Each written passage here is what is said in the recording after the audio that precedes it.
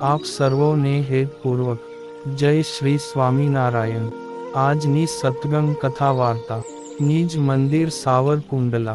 આજની સત્સંગ કથા વાર્તામાં આપણે ચરિત્ર કથા અંતર્ગત ભગવાન શ્રી હરિએ કરેલી આજના હળવદના શુક્લ હરિભક્તોએ લોપ્યાની પ્રસંગ વાર્તા સાંભળશું।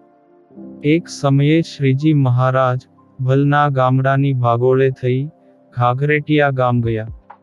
ત્યાં કૂવા ઉપર જઈને મહારાજ કહે, અમારે બરહીભૂમિ જવું છે। એમ કહીને ઘોડીએથી ઉતરીને બરહીભૂમિએ જઈ આવીને હાથ ધોતા હતા અને પાળાએ ઘોડીને કોઈના ખેતરમાં ચરવા મૂકી હતી। તે ઘોડીનો ચરવાનો અવાજ સાંભળીને શ્રીજી મહારાજ પાળા ઉપર ખીજતા હતા અને કહેતા હતા કે તમે ક્યાં હળ હાંકીને થાક્યા, તે આહી બીજાના ખેતરમાં ખવારો છો, એમ વાત ચાલે છે। એટલામાં તો હળવદના મકનજી શુક્લ વગેરે 10-20 બ્રાહ્મણો અંધારામાં બોલતા ચાલ્યા આવતા હતા કે આપણે પ્રથમ ગઢડે જઈ મહારાજને પૂછીને પછી ગયા હોત તો સારું થાત। આમ એમનો શબ્દ સાંભળી મહારાજે ભગુજીને કહ્યું કે કોઈક સત્સંગી બોલતા જાય છે, તેમને અહીં બોલાવો। ત્યારે ભગુજીએ થોડે દૂર જઈ તેમને સાદ કરી બોલાવીને પૂછ્યું કે તમે કોણ છો અને ક્યાં જાઓ છો? ત્યારે તેઓ બોલ્યા કે અમે હળવદના શુકલ છીએ ને રેવા કાંઠે વર્તવા જઈએ છીએ। પછી એ શુક્લે ભગુજીને પૂછ્યું કે તમે કોણ છો? ભગુજીએ કહ્યું, હું સ્વામિનારાયણ ભગવાનનો પાર્ષદ ભગુજી છું।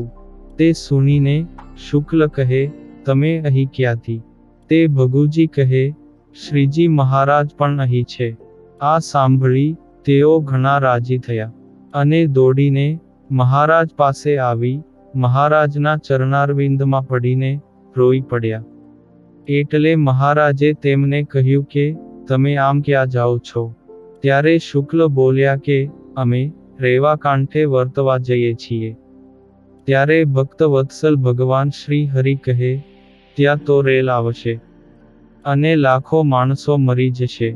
અમે તો કાગળ લખી બધાયને ચેતવ્યા હતા કે ઘરેણા અને બળદ વેચીને પણ દાણા ભરજો, પણ અમારા વચન તમે માન્યા નહીં ને દાણા ભર્યા નહીં। ત્યારે મકનજી શુક્લ બોલ્યા કે મહારાજ, એ વાત તો અમે ભૂલી જ ગયા।